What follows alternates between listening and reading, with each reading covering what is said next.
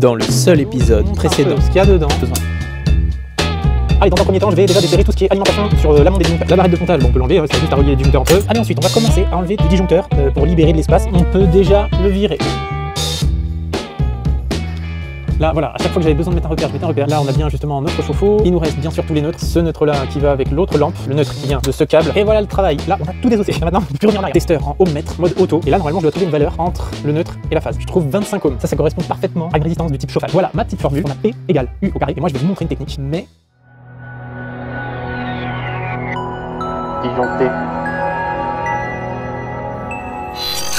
Mais vous pouvez très bien vous fabriquer un truc comme ça. Dans l'idée, pour repérer les neutres, c'est de tout débrancher. Tout ce qu'il y a dans les prises, vous débranchez. Les ampoules, si c'est des ampoules comme la petite salle de bain qu'on a vu tout à l'heure, c'est des ampoules avec style néon à l'ancienne, là, les économies d'énergie, ça, les testeurs, ils les captent même pas. Ils captent même pas la résistance, c'est pas un filament qu'il y a dedans, je crois que c'est des espèces de gaz néon. Donc ça, c'est incompréhensible pour le testeur. Donc il faudrait presque virer toutes les ampoules, les trucs comme ça, et mettre ce que vous voulez. Donc des ampoules un peu à l'ancienne, avec un filament. Les ampoules LED, c'est pareil, c'est des petits composants, des fois ça va être compliqué de les trouver. C'est un peu d'électronique quoi, donc c'est assez complexe hein, quand même, le mélange de neutres, faut y passer pas mal de temps. C'est pour ça que moi j'utilise principalement la logique des gaines. Si je vois un circuit 2.5, un circuit 1.5 dans la gaine, je me pose presque pas de questions. Si après j'ai un diff qui claque ou que j'ai un problème, là je vais chercher, je vais creuser plus. Mais d'abord on utilise la logique en fonction de comment ça doit être câblé, au niveau des normes, etc. Et après on utilise le testeur pour vraiment les trucs qu'on comprend pas. Ici ça va. J'ai trié à peu près toutes mes gaines. J'ai carrément une gaine qui est toute seule avec du 4 carré, c'est scotché ensemble. Pareil, j'ai un autre 4 carré qui part avec un 2.5 dans une gaine, donc c'est facile à repérer aussi. Ça se retrouve facilement ici. Mes lumières, c'est pareil, c'était assez logique. Et revenons à cette petite histoire de cette ampoule là branchée dans la prise. Quand vous avez tout débranché, que vous savez que votre circuit de prise est vide, il n'y a rien de branché dessus, vous mettez votre testeur entre phase et neutre, vous devez trouver 0. Parce que le courant ne traverse pas un circuit, rien du tout. Donc les fils se touchent pas. Vous devez avoir l'infini. 0L. Overload. I'm English so well. Et vu que ça ne se touche pas, que vous avez l'infini, que vous avez fabriqué votre petit truc là, alors peu importe, ça peut être des wagos pour rentrer dans une douille de lumière ou j'en sais rien, ou même juste remplacer une ampoule LED dont vous comprenez pas la valeur. Vous prenez cette ampoule là, on attrape le testeur, on vient mettre une broche sur la partie métallique du côté. Celle-là, il va me falloir 3 mains, ce serait bien. Et là, avec l'autre broche, vous venez mettre ici sur le culot. Et là, regardez le testeur. Là, il va nous afficher une valeur convenable. Il nous a trouvé 66 ohms. Donc là, si on refait notre calcul, je vais pas le refaire, mais bon, t'as compris quoi. Si on divise les 50 000 de U au carré, 230 fois 230, 50 000 et des bananes, divisé par 66. Tout à l'heure, on a divisé par 22, je crois, ou 21, je sais plus exactement. Et bah là, on va trouver la valeur de mon ampoule qui est de 60 watts, un truc comme ça. Parce que là, c'est une ampoule à l'ancienne, c'est même pas une ampoule LED, celle-là, c'est pas les basses consommations. Une fois qu'on sait que notre ampoule, elle a une valeur de 66 ohms, pardon, on la remet sur la douille, on prend notre petite prise et on peut très bien aller ouvrir ça, brancher ça. Ensuite, moi je sais que le câble, parce que cette prise c'est moi qui l'ai faite, hein, il est ici. Là encore une fois, je prends mon testeur, toujours sur le ohmmètre en mode auto. Je vais prendre mes 2 broches et je vais faire toucher entre neutre et phase. Voilà, je fais toucher. Et là, sur le testeur, on voit qui est indiqué, si je touche parfaitement bien, voilà, on a nos 67 ohms. Alors tout à l'heure c'était peut-être 66 ou... Enfin voilà, en fonction de comment je touche sur mon testeur, ça varie un petit peu, mais là je suis sûr que c'est mon ampoule. Si je la débranche à côté, comme je disais tout à l'heure, vu qu'il n'y a rien de branché sur le circuit, vous devez trouver l'infini, parce que les fils ne se touchent pas et ne traversent pas une résistance quelconque. Donc là on voit bien sur le testeur 0. Et par contre faites attention à un truc quand vous touchez, vous voyez je galère un peu à mettre mes broches parce qu'il faut pas que vos doigts viennent toucher. Parce que là quand j'ai mes doigts qui sont sur le testeur, forcément, ça j'imagine que vous le savez déjà, mais le corps humain a une valeur, a une résistance. Donc vous voyez là on a 0,18 mégaohms à peu près. On va essayer de toucher un peu plus pour voir. Là, quand je touche bien, je suis à 0,54 mégaohms. On voit le petit M ohm à côté. Ça te dit, on fait le calcul de voir combien je dégage de puissance. Ce qu'il faut pas faire. Donc, mes 230 fois 230, ça faisait 52 900 du coup. Si je les divise par les 0,54 mégaohms, ça fait diviser par 540 000. J'ai une puissance de 0,097 watts. Ah, fais gaffe, t'as intérêt à liker, sinon, tension. Bon, après, le corps humain, c'est un peu plus complexe que ça, parce que que je crois qu'en termes de chaleur, enfin, bref, ça en gros, voilà, la résistance, on l'a vu. Quand je mets mes doigts dessus, ça me fait 0,54 mégaohm. Voilà, même pas un watt de disjoncté. Allez, moi, faut que je me magne. Là, je vais installer le tableau. Je pense que vous avez compris un peu les petites astuces pour les neutres. Vous pouvez y aller aussi au testeur de continuité, mais ça reste quelque chose de complexe. Si l'installation est trop en bordel, il va falloir refaire des choses parfois. Là, j'en ai profité pendant que mon téléphone chargeait pour faire un petit trait au niveau de mon doigt là-bas. Comme ça, c'est là où je vais recouper ma goulotte. Ensuite, je vais poser mon 2 rangées ici. Je vous mets ça en accéléré et on continue.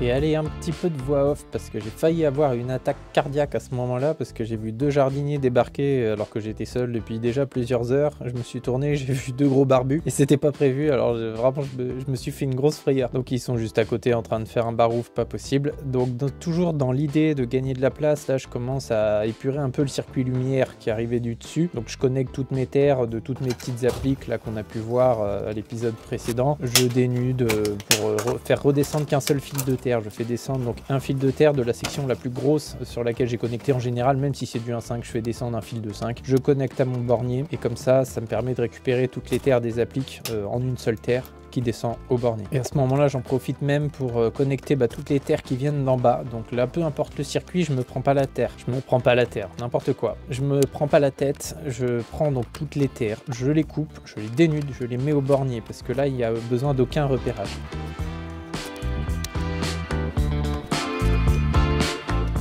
Allez, maintenant que les terres sont branchées, vous voyez pourquoi j'aime pas prendre exactement le même emplacement au niveau du tableau, parce que voilà, j'ai une terre qui est trop courte, alors du coup j'ai rassemblé toutes celles qui venaient du haut pour descendre qu'une seule fois. Mais voilà, ça m'oblige à laisser aussi les petites connexions de retour de lampe, tout ça, donc je suis vraiment pas fan. Je le fais pour vous montrer que c'est faisable, que je suis pas une tête de mule, voilà, parce que j'ai eu pas mal de commentaires sur la vidéo où je remplaçais un gros tableau sur pourquoi une boîte, remets-toi à la même place. Oui, on peut, mais voilà, je suis vraiment pas fan, quoi. C'est très rare les fois où il y a 0 fil à rallonger pour aller bien au bornier de terre, au bornier de neutre, machin. Celui-là, ça va être quand même assez propre. Mais franchement, s'il y avait eu ne serait-ce qu'une rangée de plus, je crois que je tentais même pas. Je mettais une boîte et puis je rallongeais comme ça, j'avais un truc bien propre à côté. La boîte, c'était la boîte. Il y a un capot devant, on voit pas. Et puis, on arrive quand même à bien trier les fils. De toute façon, vous aurez quelques fiches pendant que je parle dans cette vidéo de quel truc aller voir. Voilà, le montage du tableau, je vous l'ai fait en accéléré, mais ça, vous m'avez déjà vu monter pas mal de fois. C'est quelques chevilles, quelques vis, rien d'extraordinaire. On peut mettre le niveau sur les rails où on va mettre les disjoncteurs et puis basta, quoi. Bon, et bien maintenant on va mettre du différentiel, du disjoncteur. On va mettre un différentiel type AC, un différentiel type A parce que j'ai une machine à laver ici, type A. Pour la machine, je vais rajouter aussi le sèche-linge parce que je sais pas lequel des 2 câbles qui vient de la double prise va être la machine à laver. Et même si le client lui il inverse le branchement, bah peu importe dans laquelle prise il branche, le sèche-linge ou la machine à laver, ce sera toujours sous le type A. Donc ça c'est une bonne astuce. Et vu que le type A, du coup c'est un type assez amélioré, il peut très bien protéger le sèche-linge également. Et puis pareil sur le type A, je vais à peu près équilibrer entre les deux, voilà. Et pourquoi je mets 2 diffs? Parce que c'était plein de disjoncteurs, rempli de disjoncteurs, et maintenant on a un différentiel de plus. Donc juste le différentiel obligé à rajouter une rangée, puis ça faisait plus que 8 sur une seule rangée. Vu qu'on refaisait un tableau, j'ai dit allez hop, 2 rangées, 2 diffs, comme ça sera plus propre, plus espacé. On va respirer. Je vais vous faire ça en voix off parce qu'il faut vraiment que je me magne, j'ai plus beaucoup de batterie nulle part, etc. Je vais vous mettre les disjoncteurs au fur et à mesure, je vous mettrai de la voix off et je réexpliquerai des trucs après. Donc là je démonte le fameux ride-in sur lequel on met les disjoncteurs qui sont très simples à démonter juste avec les doigts pour passer ma grosse section d'alimentation là où ça m'intéresse. Plutôt que de passer les fils derrière le rail et de m'embêter, j'enlève les rails, je mets le fil où je veux et je remets mes rails par-dessus. Ce qui est beaucoup plus simple. Et maintenant tous les tableaux ont des systèmes comme ça pour enlever les rails très facilement. Après sur les anciens vous avez des petites vis. Ici il y a des toutes petites encoches au niveau de mon doigt et celles-ci permettent de calculer les modules en fait. Donc un module égale un disjoncteur, 2 modules égale un différentiel, etc. Mais ça permet de voir où placer les choses avant même de mettre des disjoncteurs. Là je commence directement à mettre mes disjoncteurs, à préparer les circuits. Donc là je commence par tout ce qui est circuit 20 ampères, 16 ampères. Si j'avais du 32 j'aurais mis le 32 en premier. Je vais toujours du plus puissant au moins puissant. Comme ça, c'est la logique qui veut ça, et ça permet aussi sur les barrettes de pontage de tirer moins fort. Il y a une moins grosse distance pour le plus gros disjoncteur plutôt que le courant traverse toute la barrette en partant si on mettait le 32 à droite. Mais ça change pas grand chose sur le genre de section d'alimentation des barrettes de pontage. Mais voilà, c'est plus propre aussi au niveau des fils qu'il y a en dessous. On a les plus gros vers la gauche et les plus fins vers la droite. C'est juste un peu de maniaquerie d'électricien. Mais voilà, si vous voulez savoir qui brancher où, ça peut être une bonne logique. Là, je prends aussi du disjoncteur à serrer. Vous me verrez pas avec du disjoncteur XE clipsable de chez Schneider, pour la simple et bonne raison que j'ai beaucoup de stock de disjoncteurs serrables dans mon dépôt. En fait, j'avais commandé beaucoup l'année dernière de clipsables et de serrables, parce que le serrable c'est bien en dépannage, des fois pour le triphasé c'est bien aussi pour pouvoir équilibrer plus facilement qu'avec des peignes clipsables parfois. Donc voilà, je balance mes serrables ici, ça marche très bien, c'est juste un peu plus long, mais voilà, j'avais pas racheté les XE clipsables alors que j'ai du XP, donc XP peignable avec les barrettes de pontage acérées. Et comme ça, on va avoir aussi 2-3 astuces pour le montage des disjoncteurs acérés, parce que clairement, le clipsable, même quand vous avez jamais fait de tableau, c'est beaucoup plus facile de faire un truc propre, plus sécurisé aussi, de pas oublier de serrage, parce que là, il va vraiment falloir vérifier tous les serrages. Là, c'est parti, hein, je connecte mes circuits un par un, donc là, sans même savoir ce que c'est au bout, c'est-à-dire que j'ai identifié tel fil bleu et tel fil rouge, donc neutre et phase étant un circuit, et ben je le branche sous un disjoncteur, et le repérage, on verra après.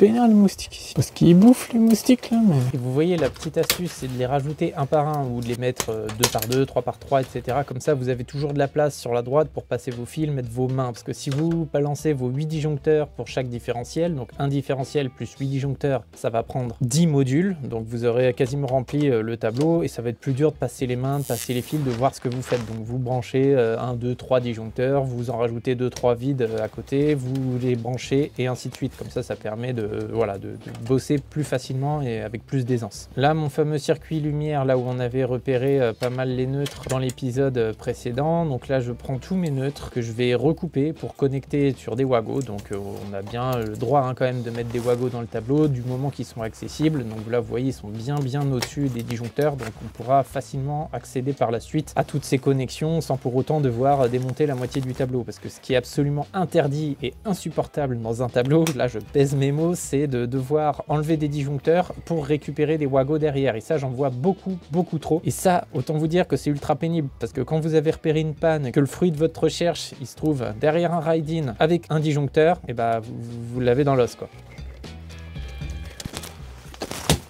Oh la vache, énorme cette putain de moustique là. Oh t'es blindax, je suis sûr qu'il m'a piqué en plus. J'ai jamais vu un moustique autant... Oh là, je dirais que je me suis explosé la main contre le mur. Oh le con. Et allez, après la bataille contre les moustiques, ça reprend. Ouais, je me faisais un peu agresser par le moustique, hein. Je suis désolé pour les défenseurs de la nature, mais ça reste l'animal qui fait le plus de morts au monde, hein. Donc là, je viens de sauver des vies.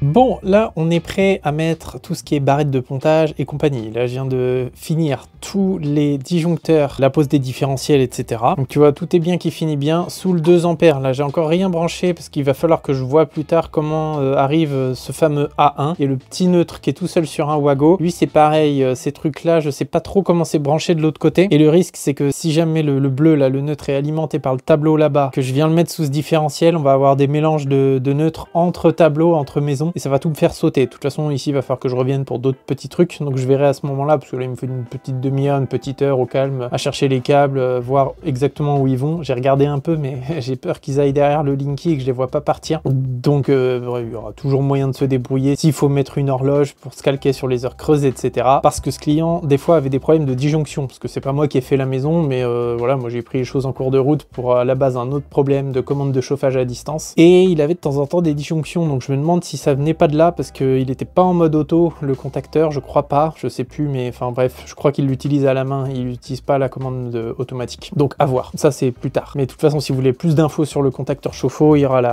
la vidéo là ou là qui va apparaître si vous voulez aller voir de plus près exactement comment on le branche. Sinon là pour le coup, je vous montre vite fait, il y a le petit pontage d'usine là, quand on est en disjoncteur serrable, ça permet de le rentrer dedans directement. Et on a tout de suite le pont comme une petite barrette de pontage en cuivre qui rentre du contacteur chauffe-eau au disjoncteur qui alimente, et les deux fils là, ça c'est ce qui part au chauffe-eau. Et après la partie au-dessus, A1, A2, ça c'est ma bobine, commandée par les heures creuses, etc. Mais ça justement on verra un petit peu plus tard. Maintenant, donc tu vois, ça donne pas si mal que ça, hein, de se remettre sur l'ancien. Là, bon voilà, je vais pas mettre un rilsan ici, de toute façon dans ce coin-là, la brique elle est un peu éclatée, donc je pouvais pas trop mettre de fixation, même là je crois que j'en ai pas mis. Bon, les fils le tiennent, mais ouais, en bas à droite, j'ai pas pu mettre de fixation. J'ai pu en mettre aux trois coins là ici, mais pas à celui-là. Parce que la brique, j'ai essayé, hein, mais la brique elle est complètement éclatée, et ça a éclaté encore plus. Ensuite, mon alimentation, donc courant toujours coupé, mais comme je vous dis, moi je mets du scotch, on sait jamais des fois que le voisin vienne remettre le courant. J'ai pas envie de cramer au bout des câbles, parce que j'ai pas de cadenas moi pour les disjoncteurs. Ça existe, hein, des petits cadenas qu'on met sur les disjoncteurs pour les consigner complètement. Bon, j'en ai pas, j'ai mis du scotch, normalement personne va venir remettre le courant, mais bon, sait-on jamais. Et donc ces différentiels s'alimentent par le dessous. On peut très bien les alimenter par le dessus également. Ça c'est, j'ai demandé au consuel, hein, parce que sur le schéma on voit que c'est dessus que ça devrait arriver, mais d'usine ils nous mettent l'alimentation par en dessous. Pour la simple et bonne raison que sur les disjoncteurs à serrer, on a ce type de barrette de pontage chez Schneider, hein, donc ça c'est ça peut marcher avec des barrettes Legrand, avec d'autres barrettes, mais plus pratique avec celle-là forcément. On a ici des petits caches en plastique là qu'on peut virer, et en fait ces deux dents sont prévues pour rentrer au niveau du différentiel. Après toutes les autres sont en quinconce exprès pour aller dans les disjoncteurs, phase neutre, comme ça c'est une seule barrette pour phase et neutre. Et là il n'y a plus qu'à la présenter. Alors mon petit A1 du chauffe-eau, il va pas trop m'embêter, voilà, normalement ça passe en dessous. Alors c'est là où je me suis fait avoir, parce que j'aurais dû laisser un peu plus de mou sur ce câble-là, forcément. Et là, je viens présenter devant, je dois avoir une ou deux bornes un peu serrées, parce que ça veut pas rentrer dedans. Et voilà, comme ça applique parfaitement. Il y a dans le contacteur chauffe-eau, il n'y a pas de borne hein, à l'endroit des petits peignes, mais par contre, ils ont fait exprès de laisser deux creux. C'est complètement isolé, hein, ça se touche pas, mais ça permet de rentrer le peigne sans avoir à le couper complètement. Ça, c'est plus pratique. Donc maintenant que ça c'est fait, il n'y a plus qu'à serrer. Alors, le problème des tableaux à serrer, c'est que quand vous serrez fort, il y a un moment où ça risque de partir un peu en biais comme ça sur le côté. Ça malheureusement ça fera toujours moins propre que du tableau à clipser, mais bon, ce que je fais en général c'est que je vais venir serrer légèrement toute la partie à gauche. Voilà, phase neutre ici. Je vais venir serrer complètement aussi sans trop forcer le dernier disjoncteur à droite, en appuyant un peu sur la barrette au-dessus. Voilà, et après je vais venir serrer à fleur toutes les autres vis avant de vraiment serrer fort.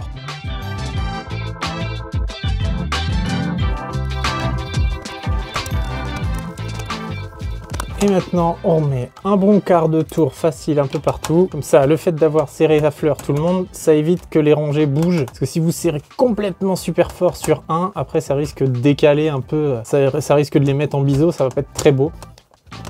Alors je vais sûrement craquer pour un tournevis dynamométrique dans pas longtemps parce que j'en ai parlé avec un collègue électricien. Ça a l'air assez bien, Ouya, ils font ça. Je vous montrerai, je vous en parlerai parce que ça m'intéresse quand même de savoir si moi je mets trop de force ou pas. Parce que c'est sûr que je mets plus que 4 Nm, je crois que c'est 4 Nm hein, dans les disjoncteurs, les vis, tout ça, et je suis sûr que je mets plus. Voir à quel point je mets plus. Et a priori justement ça évite de casser des vis ou des choses comme ça. Après moi ça m'est jamais arrivé de péter des vis dans des disjoncteurs, faut vraiment y aller comme un bœuf. Ensuite avec, il y a ça c'est pour cacher tous les petits peignes qui sont pas isolés à la partie droite, là, tout ce qui dépasse. Comme ça permet de rajouter des disjoncteurs plus tard sans remettre des barrettes de pontage. Et en attendant, ça c'est fait exprès pour isoler le courant qui passe dans les cuivres. Donc il m'en faut deux, c'est ces câbles, c'est assez facile à enlever. Enfin, assez facile. Le mieux c'est de les couper a priori. Je dis a priori parce que j'utilise tellement peu souvent du serrable que voilà, j'ai pas autant d'automatisme qu'avec le clipsable. Voilà, et là, je suis tordu pour vous montrer. Il y a juste à les clipser sur les petits peignes et comme ça c'est tout propre, on peut pas toucher le courant. Tu vois l'étagère là, j'ai dû la prendre au moins 15 fois dans la gueule depuis que j'ai commencé à filmer. Et là j'ai mon téléphone dans l'autre sens, donc je regarde par là en croyant que je regarde la caméra. Mais non, vous êtes là.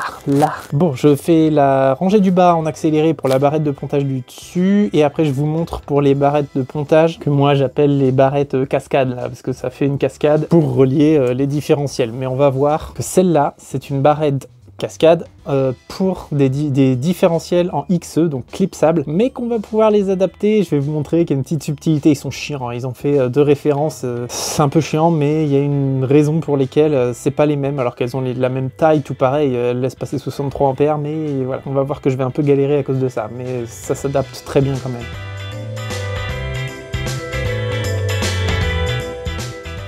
Je vais fait prendre la forme à mes câbles parce que ce sont des câbles en 10 mm rigides et c'est là pourquoi on met du souple habituellement, mais là c'est carrément le câble qui arrive du disjoncteur de la maison là-bas, donc je vais pas m'amuser à le transformer en souple, on le laisse comme ça. Et c'est là que ces barrettes sont pas les bonnes parce que tu vas voir, j'ai dû faire prendre une forme, tu vois, on voit les petits coups de pince plate sur l'isolant, donc là il n'y a pas de souci, hein, j'ai juste mis un peu de pince plate et je les ai retordus parce qu'il faut qu'ils soient vraiment très plats, parce que quand on les met donc à l'envers, hein, du coup elles sont à l'envers parce que ce sont les barrettes pour le XE clipsable normalement. Là on va venir, alors désolé pour la caméra, mais je peux pas mettre mon pied vidéo du tout comme je veux dans cet endroit là, je fais mon maximum pour vous faire un truc qualitatif, mais ça devient compliqué.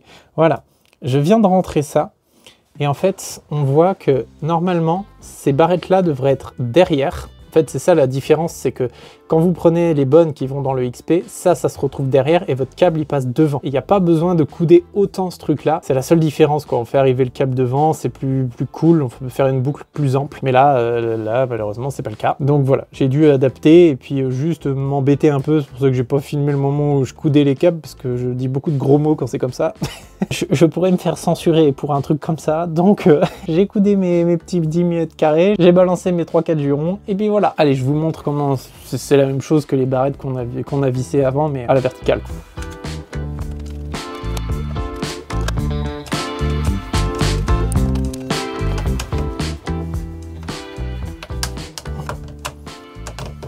Et voilà, on n'oublie pas de remettre les petits trucs là, hop, sinon ça se prend dans les capots de tableau et ça vous embête au moment où on remet le capot lui il vient là, et ça, si c'est comme ça, bah, ça vient un peu buter dedans ou se mettre à cheval, c'est pas terrible. Mais j'oublie souvent ce truc là. C'est remis en bas, en haut, et maintenant on va pouvoir remettre du courant. Pour la mise en service de ce genre de petit tableau, même peu importe le tableau, moi ce que je fais, c'est que je baisse tout. Comme ça, il n'y a pas de surprise, et je viens, si jamais il y a une surprise, un truc que j'ai mal fait, ça peut arriver, je viens, je les monte un par un, et je vois tout de suite lequel fait sauter. Alors que si je laisse tout monter, que je vais réarmer là-bas, que ça pète, je suis ah merde, faut que je revienne baisser tous les trucs, comme ça je vois tout de suite s'il y a un problème. Allez, on va réarmer. Jusque là, ça va. Allez, moment de suspense. Il faut savoir qu'il n'y avait pas de différentiel, donc s'il y a des équipements qui étaient en défaut au-delà de 30 mA mais en dessous de 500 mA, parce que s'ils sont au-delà de 500 mA, c'est directement le disjoncteur abonné qui va péter. Mais s'ils se retrouvent dans cette range-là, entre 30 et 500, bah mes diffs, eux, ils vont le voir. Donc possible aussi qu'il y ait des problèmes à cause de ça, et là, c'est la faute à personne, quoi. C'est juste le chauffe-eau, vu la gueule qu'il a, ce serait pas improbable. Donc on va tester ça. Donc première chose que je fais, moi ce que je fais, c'est que je lève un diff sans disjoncteur levé, j'appuie sur test. Voilà, comme ça, premier test, on voit si le diff déjà est en bonne santé. Voilà, les deux, c'est bon. Ensuite, on va lever ça. Donc là, je sais que c'est machine à laver, sèche-linge. Là, c'était un circuit de prise, et là, c'est ma nouvelle prise que j'avais déjà rajoutée. Donc je lève. Jusque-là, tout va bien. Après, il n'y a rien de branché dedans non plus. Ensuite, on lève ça. Et là, c'est parti. Donc déjà, on va voir s'il y avait des mélanges de neutres, si je me suis fait avoir ou pas.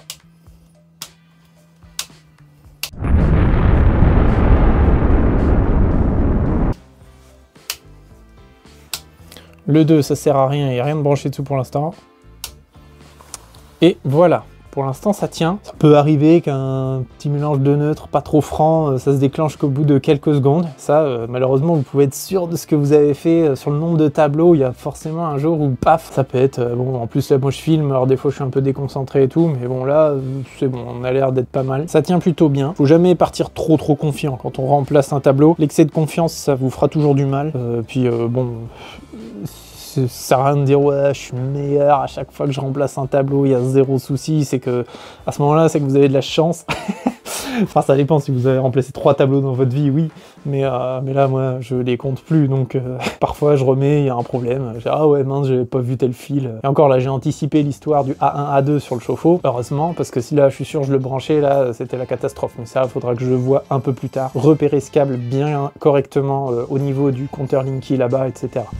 Donc bah là, ouais, on a de la lumière. Là, pareil, ça marche, ça s'est allumé tout seul parce que les détecteurs, quand vous les remettez sous tension, ils allument directement les lampes. Là, ici, ça fonctionne. On entend ce machin qui tourne, on est pas mal. Mes radiateurs se sont rallumés, et ben voilà, on est pas mal. Ah bah si, le chauffe-eau, on peut vérifier une chose, on peut le mettre en marche forcée, comme ça on va activer le contact, hein, donc du 16 ampères qui est ici jusqu'à les fils du chauffe-eau qui repartent au chauffe-eau. Donc lui, si je le mets en marche forcée, ah bah ça m'a tout fait sauter. Ah, ça c'est marrant ça. Ah bah voilà, fallait bien trouver un problème. Ah là c'est blackout là.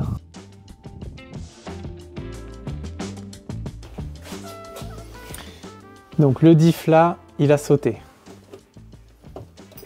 Ok, alors, soit c'est le chauffe-eau qui est en défaut, ce qui m'étonnerait, ou alors c'est mon histoire de A1, parce que j'ai quand même branché A1, mais je vois pas pourquoi ça ferait sauter. On va essayer, on va voir. Quand je disais qu'il fallait pas être trop confiant, alors ne reproduisez pas ça chez vous. Là, je travaille sous tension parce que bah voilà, dépannage oblige. Hein, on va pas. J'ai une habilitation, même si je devrais mettre un casque, une visière, voilà, avec 2 outils isolés, on arrive à retirer un fil. Pour l'instant, je le laisse comme ça. Je suis seul sur site, donc personne va pouvoir venir le toucher le temps que je fasse mon dépannage. Donc, on va recommencer.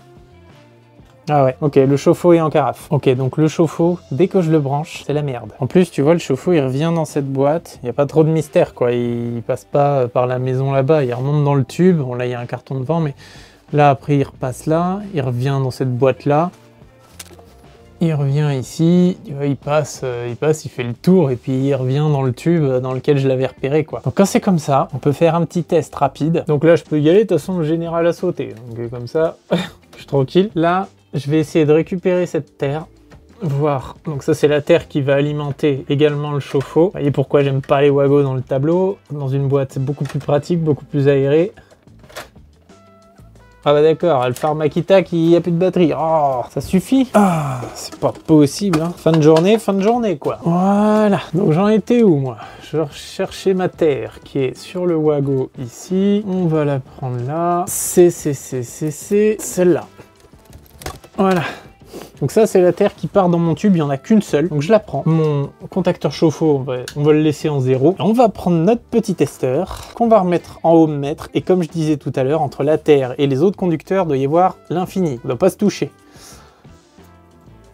Donc hop, on se met là-dessus. Et là, qu'est-ce qu'on trouve? Oh là là, catastrophe. Ah, attendez, ça a lâché. Voilà, là on a 6 mégaohms, donc c'est exactement ce que je disais tout à l'heure, on doit rien avoir. Petite interruption de votre programme, je vous ai dit 2-3 bêtises dans cette vidéo, je m'en suis rendu compte. Pour les plus observateurs, vous avez peut-être vu que c'est pas le général qui a sauté, mais c'était un autre différentiel 30 mA.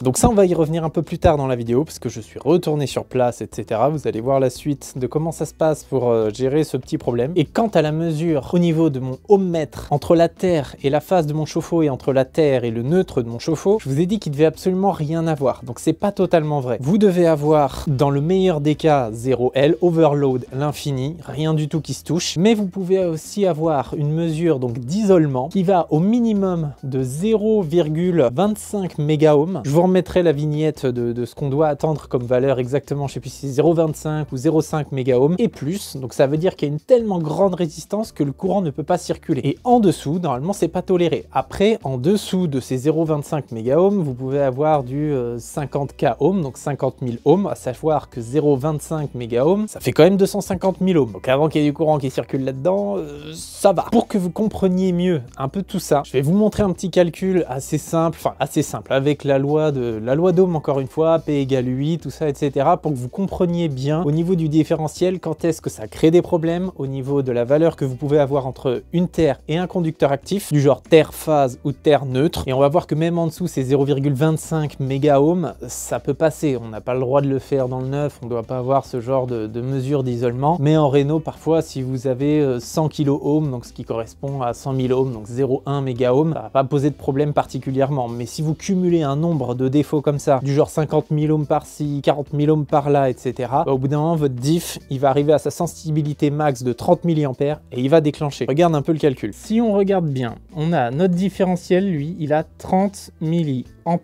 de sensibilité. Si on utilise la loi d'Ohm, 30 mA, ça correspond à donc P égale, donc puissance, U tension fois intensité. Ça nous fait 230 volts. La tension qu'on a dans la maison. L'intensité, elle est ici 30 mA, donc on multiplie les 230 volts par 0,030. Ça nous fait, si 1 ampère est ici, 0,00, voilà, ça c'est 1 ampère. Donc là, on est en 30 mA, on est comme ça. Plus 500 milli, il serait à 0,5 lui. Ce qui nous donne ici, bon j'ai assez fait le calcul avant, 6,9 watts. Donc en gros, si vous avez 6,9 watts qui s'échappent, ça va déclencher. Ça, c'est la sensibilité de votre différentiel. Maintenant, quand vous avez un truc comme la valeur qu'on vient juste de voir sur le chauffe-eau, 6 mégaohms, on avait vu que P dans l'épisode précédent était égal à U au carré divisé par R. On peut aussi utiliser la loi d'Ohm comme ça. Si on fait U au carré, c'était donc 230 multiplié par 230 divisé par les 6 mégaohms. Donc 6 mégaohms, ça vous fait 6 millions d'ohms. Donc 6 millions d'ohms, ça s'écrit comme ça commence à faire un beau chiffre. 52 900 divisé donc toujours par nos 6 millions, 0,00881. Ça, c'est une valeur en watts. Donc avec une valeur de 6 mégaohms de défaut, on va dire, d'isolement, ça laisse éventuellement s'échapper 0,00881 watts. Et on a vu que notre sensibilité, à partir d'à peu près 6,9 watts, elle va faire claquer le différentiel. Donc là, on est très très loin. C'est pour ça qu'ils autorisent jusqu'à 0,25 mégaohms. Si on refait le même calcul avec 0,25 mégaohms, ça fait 0,2116. Là, ça fait même pas un watt qui se barre avec une tolérance à 0,25 mégaohms. Pour qu'un chauffe-eau déclenche, en gros, il faudrait que la valeur entre terre et phase soit égale à quelque chose comme 5000 ohms par exemple.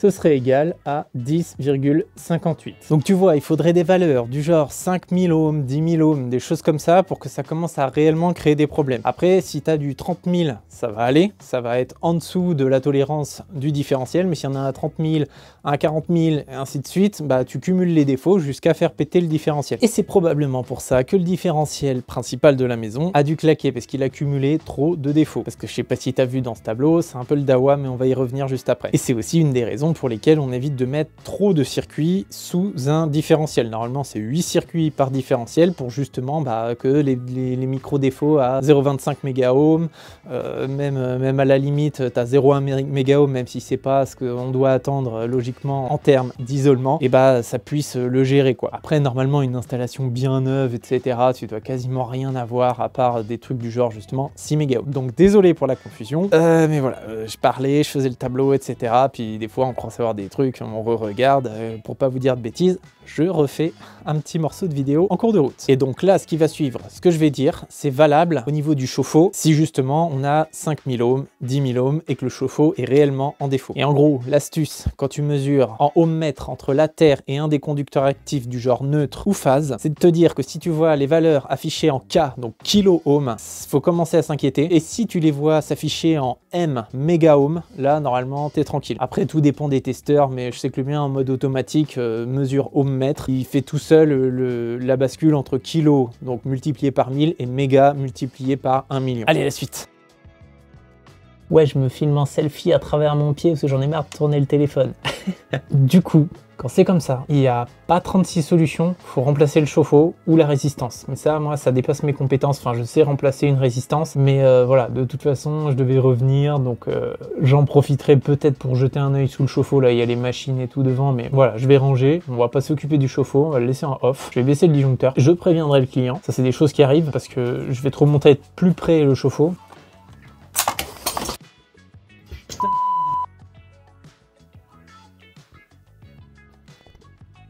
Bon, j'ai fait un rattrapage du téléphone là. J'ai mis mon pied pour l'amortir dessous. Il est nickel. Ah là, je crois que je l'aurais éclaté. On aurait vraiment bien fini la journée. C'est pas possible.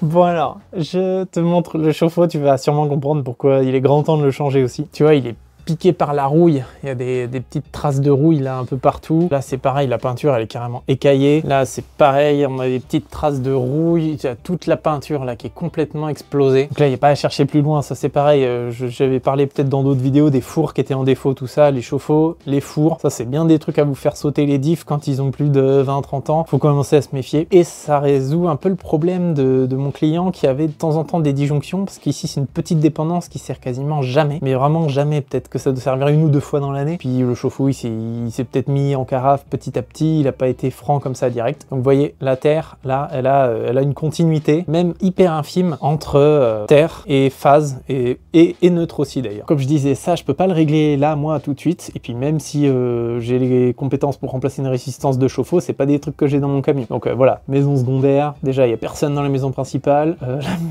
la dépendance elle fonctionne que très rarement, donc voilà, d'ici à ce que le client revienne, je crois qu'ils reviennent qu'en février ou mars, là on est en début décembre, enfin mi-décembre presque, voilà, c'est pas catastrophique pour le moment, mais au moins voilà, c'est repéré. Moi j'envoie le rapport, mon rapport au client, et au moins on aura éliminé un problème. Sachant que dans cette maison c'est du triphasé et j'avais déjà repéré des anomalies au niveau des lumières. Le tableau principal n'a pas été fait de façon extraordinaire à l'intérieur, c'est pas dégueu dedans, mais c'est pas fou non plus en termes de mélange de phases, de trucs comme ça, c'est un peu le dawa. Bon ben sinon voilà, hein, petit tableau avec du cérable de temps en temps, ça fait pas de mal. Donc je vais aller remettre le courant, je vais refermer le capot. Donc ça je te passe les détails, hein. Va falloir que je découpe le capot en dessous pour laisser passer les fils, parce que là il en applique contre le mur.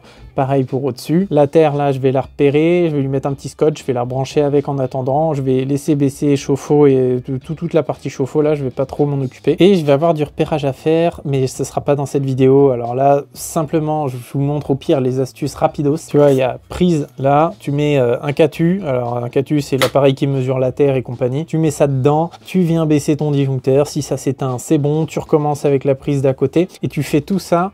Le mieux c'est tout baisser quoi. Tout baisser, tu lèves un seul disjoncteur, bon là il n'y a pas le jus, j'ai pas encore été le remettre, tu mets ton truc, comme ça tu es sûr que c'est bien que celui-là qui alimente. Une fois que tu as trouvé, tu le baisses, t'enchaînes avec l'autre, tu fais pareil avec la prise du dessous, ainsi de suite. Pour les lumières, pour le repérage, niveau étiquette et tout, c'est pas très compliqué, tu allumes tout, tu allumes déjà tout le courant, tu allumes tout, tous les 10 ampères, tout ce qui est de la lumière, tu baisses un 10 ampères, tu regardes ce que ça éteint, ensuite tu viens, pour éviter justement qu'il y ait des mélanges, tu remontes ce 10 ampères là, tu baisses tous les autres, et là tu fais le tour de tout ce qui fonctionne, et tu fais pareil avec les autres. Donc pour bien qu'on comprenne, imagine, tu as ta rangée qui est comme ça, tu vas allumer tous les ampères dans la pièce, tu viens, tu baisses un 10, tu vas avoir à peu près où est-ce que ça éteint, comme ça tu sais à peu près où est-ce qu'il faut chercher. Tu as vu que ça a été allumé, tu baisses, tu vois ce qui s'éteint. Ensuite, tu relèves celui-là, tu le gardes en mémoire, et là tu vas faire le tour. Comme ça, le disjoncteur, il s'éteint aussi, qui laisse pas passer, ça veut dire que tu as mélangé un neutre ou une phase quelque part. Parce que si tu as mélangé sur la même rangée, ça va pas faire sauter ton diff, mais pour autant,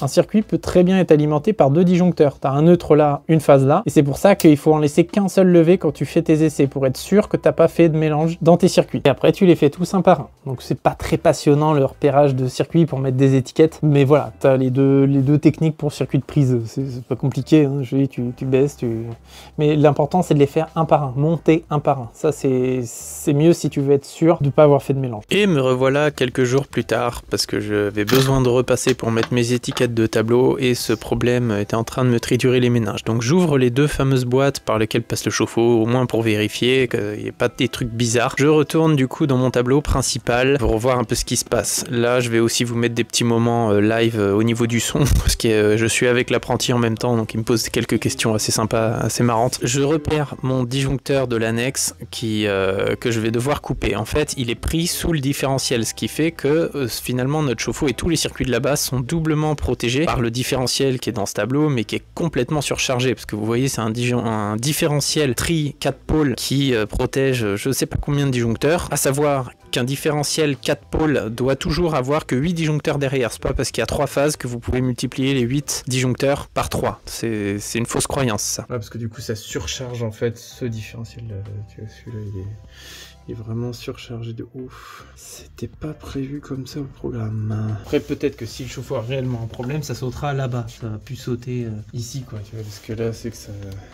Parce qu'il a peut-être vraiment un problème, le chauffe-eau, ça c'est possible. Donc allez, pour virer ce disjoncteur, je coupe mon général là directement pour aller débrancher en fait le départ du 32 ampères qui alimente l'annexe. Je repère la phase sur laquelle il est, parce que vu qu'on est en triphasé, il faut respecter l'équilibrage. L'équilibrage ici ne pose pas de problème, donc je repère, il est en phase 3, enfin la phase qui est tout à droite, hein, on ne sait pas si c'est la 1, la 2, la 3, mais on va l'appeler 3, pour aller après me repiquer bien sur la phase 3 pour mon nouveau disjoncteur, vous allez comprendre. Je vais complètement virer le départ donc du 32 ampères, le petit disjoncteur, pour aller le mettre sous un autre disjoncteur. Soit c'est le premier qui détecte qui saute, tu vois, a priori lui est un peu plus réactif. Bah ouais, et puis en fait si tu veux, c'est vu que le chauffe-eau est là-bas, c'est là-bas que ça doit sauter, et en plus de ça, lui vu qu'il protège tout le tableau, dès qu'il y a un problème là-bas, ça fait aussi sauter tout ici. Ah ouais, c'est chiant. Donc c'est ouais, et puis ça doit pas être fait comme ça quoi. En fait, tu dois pas doubler tes différentiels quoi. Enfin, tu dois en rajouter plusieurs, normalement il doit y en avoir plusieurs par rangée. Donc je récupère mon 10 mm² rigide dans tout ce tas de merde, hein. On va appeler ça comme ça parce que là clairement ça a été pas très bien organisé, donc c'est compliqué de retirer les fils, encore plus quand c'est du 10 mm² rigide. Je le cherche dans la goulotte, vous voyez la goulotte c'est aussi un joyeux bordel, et je le retire à partir de là directement. En fait je change de disjoncteur simplement pour pas devoir desserrer toutes mes barrettes de pontage qui font partie de la rangée où il y a le 32 ampères, les recouper, m'embêter avec tout ça. En fait voilà, le 32 il sera libre, il n'y aura plus rien en dessous, et moi je déporte un autre disjoncteur ailleurs, ce qui est beaucoup plus simple que de s'amuser à modifier toutes les barrettes de pontage, risquer d'oublier un serrage, etc. Voilà, je préfère repartir sur un autre truc neuf et beaucoup plus simple. Je perds un disjoncteur dans l'affaire, mais je gagne beaucoup de temps. Ça m'agace là, ce genre de truc là. Ça c'est chiant quand il y a tout qui est... Non, et puis les tableaux électriques, c'est l'endroit où les gens ils mettent toutes leurs affaires. Voilà. Ça devrait être interdit par la loi. C'est vrai qu'après oui, tu peux les ranger là, mais c'est chiant quoi. Voilà, je repasse donc mes deux 10 mm² à l'endroit où ça m'arrange, et même à cet endroit qui est vide de disjoncteurs, vous voyez qu'il y a quand même un gros bordel de fils. Enfin, c'est vraiment ni fait ni à faire là-dedans, c'est juste pas possible quoi. Alors que le tableau paraissait plutôt pas mal hein, en plus avant de le démonter, mais vous voyez, dès qu'on ouvre, on a toujours des surprises.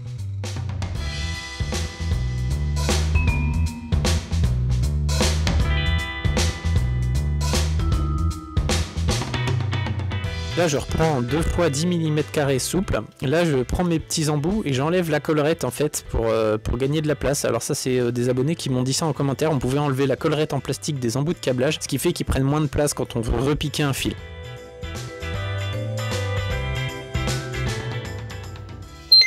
Putain, m'a fait peur ça. Donc je vais le sortir et je vais aussi faire le point sur une histoire, un mythe qui traîne là, qu'on n'a pas le droit de mettre 2 10 mm² dans une cage de différentiel en alimentation. Voilà, on m'a souvent dit ça en commentaire. J'ai fini par avoir un doute, je suis allé vérifier, et au niveau des normes il n'y a pas de problème. En fait les cages de différentiel sont faites pour accueillir 25 mm². Voilà la borne du dessus, et au niveau des normes, dans les connexions, dans le chapitre connexion, il n'est marqué nulle part qu'on a le droit à 1 ou 2 fils ou peu importe, il y a juste marqué qu'en gros il faut se référer au fabricant, donc ici 25 mm², donc 2 x 10 ça fait 20, et toujours dans cette même norme, dans ce chapitre, ils disent juste que ça doit être bien fait en fait, en gros pour schématiser, hein, c'est dit avec d'autres mots un peu plus pompeux, mais c'est juste, voilà, en gros ils disent ça doit être bien fait, bien serré, que ça doit pas bouger dans le temps et point final. Donc arrêtez de dire qu'on n'a pas le droit de repiquer dans une borne de différentiel, c'est complètement faux. Et en plus j'ai déjà plein de consuels qui ont constaté qu'il y avait des repiquages dans les bornes de différentiel, moi on m'a jamais embêté pour ça, hein. Donc voilà. Par contre 2 x 16 mm ça ne fonctionnerait pas. Donc là comme vous avez pu voir au-dessus je suis allé me repiquer en amont du différentiel pour ne plus être doublement protégé pour alimenter mon nouveau disjoncteur qui lui protège le câble en 10 mm² souple qui part dans la dépendance. Pour être plus clair, ça part du disjoncteur abonné au-dessus du différentiel existant et moi toujours au-dessus, je repique pour aller alimenter le dessus de mon disjoncteur 32 A. Et ce disjoncteur 32 A ne protège uniquement que le câble qui alimente le tableau là-bas, mes nouveaux différentiels, mon nouveau tableau, etc. Et ça permet de couper aussi donc ce départ avec un seul disjoncteur dans ce tableau, ce qui est une obligation, hein. On ne peut pas aller se reprendre directement sous le disjoncteur abonné sans mettre un disjoncteur qui coupe le départ ici. Ça c'est une obligation de la norme. Vu que là on est en 10 mm², moi je mets un 32 A, donc là on est largement, on pourrait même presque mettre un 40 A, alors vu la distance on la connaît pas trop, donc voilà, 32 A pour 10 mm², on est large, et là-bas on a des différentiels en 40 A, donc c'est très très bien, parce qu'on a 32 A de puissance délivrable maximum sur ce câble 10 mm² rigide, et le différentiel là-bas est en 40 A, donc ce qui traverse les différentiels 40 A là-bas ne dépassera jamais 32, puisque c'est ce disjoncteur là qui donne le débit maximal autorisé sur ce câble rigide en 10 mm². Quand t'as des trucs comme ça, quand c'est pas la même section, ça fait que la borne c'est une borne à cache, tu vois, elle vient s'écraser dessus. Et si t'en as qui sont plus gros, ça va serrer sur les plus gros, et les plus petits ils vont être un peu dans le vide, tu vois, et du coup ça risque aussi de faire des arcs électriques. Ça descend quoi. Ouais, normalement, même quand tu mets que 2 fils sous un disjoncteur, alors acéré, parce qu'à clipsable t'as pas ce problème, mais quand t'es sur un disjoncteur acéré, tu dois avoir la même section pour les deux. Ah, donc un 5 à 5 ou 2 5 à 5. Voilà, c'est ça. Là donc j'écarte volontairement, hein, le 32 A que je rajoute pour avoir des boucles un peu plus amples au niveau de mes 10 mm² rigides, parce que voilà, c'est déjà un peu galère quand on a de la place, comme je disais tout à l'heure, mais là vu le joyeux bordel que c'est là-dedans, hein, clairement, voilà, de toute façon mon client va falloir que je l'informe que son tableau c'est un peu ni fait ni à faire. Vous avez dû voir le nombre de repiquages qu'il y avait sous le différentiel existant, enfin il n'y a pas grand chose à en tirer de bon dans ce tableau. Malheureusement les clients c'est aussi difficile de leur faire croire que leur tableau est absolument mal fait, parce que l'électricité passe, lui le client tout ce qu'il voit c'est qu'il y a de la lumière aux ampoules, il y a du courant dans les prises et que ça n'a pas pris feu, donc voilà, et c'est comme si votre voiture elle roule très très bien, vous allez chez le garagiste, d'un coup il vous dit oulala il n'y a rien qui va, ça coûte 2000 balles, on passe pour des escrocs, alors que pour autant l'escroc en fait c'est celui qui est venu bosser avant. Donc ça c'est très très délicat, très difficile à faire comprendre, et même moi en fait je me mets à la place du client quand je lui explique ça, et j'ai du mal à l'argumenter quoi, en fait, parce que comme je vous disais il y a de la lumière, il y a du courant dans les prises, ça n'a pas pris feu, ça fait peut-être 10 ans que ça tient comme ça, il n'y a pas de problème particulier, donc comment voulez-vous que le client vous croie en fait, parce qu'un tableau comme ça à tout refaire, ouais, on est bien entre 1500 et 3000 balles selon les diffs triphasés, la main d'œuvre, les galères qu'on peut avoir et compagnie quoi, donc c'est pas évident. Si elle est pris au-dessus, c'est comme si ça venait directement de lui. Ouais, enfin, du disjoncteur abonné. Donc maintenant que notre câble est plus pris sous 2 différentiels, enfin notre tableau, voilà, je monte le chauffe-eau et là on est nickel. En fait là il n'y a plus de problème en fait. Il y avait un cumul de défauts sur le différentiel principal de la maison. Une petite vérif sur le chauffe-eau pour voir que tout fonctionne bien. Ensuite voici mon carton de repérage. Donc ça c'est ce que je fais quand je suis en train de brancher le tableau. Ensuite le logiciel pour les étiquettes. Donc là voilà, c'est le moment où je crée mes étiquettes sur ordinateur. Ça sort de l'imprimante. Comme ça c'est pas écrit à la main, c'est écrit avec l'ordinateur avec des symboles. Ensuite, un coup de massicoteuse, on découpe tout ça une fois que c'est imprimé, donc la grosse perte de papier parce qu'on imprime en A4, hein. C'est comme ça, mais les petits papiers après moi je les réutilise pour me faire des notes sur mon bureau, donc comme ça tout n'est pas perdu. Voilà les étiquettes comme elles sortent, impec, nickel, juste à mettre un coup de ciseau sur les côtés pour qu'elles aient pile poil la bonne taille. J'ouvre après mes petits voilà, emplacements spécifiques pour les étiquettes, il n'y a plus qu'à les loger et ça se clipse et ça tient nickel comme ça. Le client lui il est pas à la peine de repérage, parce que ça, n'hésitez pas à me dire en commentaire les repérages sur vos tableaux, comment c'est foutu. C'est souvent la merde. Enrichissant cette vidéo. J'espère que j'ai rien oublié de vous raconter. De toute façon, n'hésitez pas, lâchez-vous dans les commentaires, posez des questions. J'y répondrai avec plaisir. J'ai beaucoup de mal à répondre à tous en ce moment, parce que y a de plus en plus de monde, donc je suis vraiment désolé. Par contre je lis à peu près tout, mais voilà, je fais au maximum, mais je crois que ça y est, ça m'attriste un peu. On a atteint le stade où ça y est, je peux plus répondre à tout le monde, alors que dans ma tête moi je m'étais dit ouais je répondrai toujours à tout le monde, sauf que si je fais ça j'y passe à peu près 2 heures par jour parce que j'essaye de vous donner des réponses, pas juste un pouce en l'air, enfin voilà, sauf si la réponse mérite juste un pouce en l'air, ça peut arriver, mais j'essaye toujours de vous répondre avec un maximum de détails, que je vous raconte pas des bêtises. Des fois je suis obligé d'aller vérifier des trucs avant de vous répondre aux commentaires parce que j'ai pas une mémoire absolue non plus. Mais voilà, ça y est, c'est fini, j'arrive plus à répondre à tout le monde. Mais en tout cas, sachez que ça me fait trop plaisir, je lis tout. Des fois, ça m'arrive de prendre 2 heures d'affilée pour tuer le temps, et puis je réponds en espérant arriver jusqu'au dernier commentaire, dernier commentaire posté, mais je sais que j'en ai grave en retard. Mais en tout cas, merci d'être là. Et en attendant, soyez malins, soyez disjonctés, salut!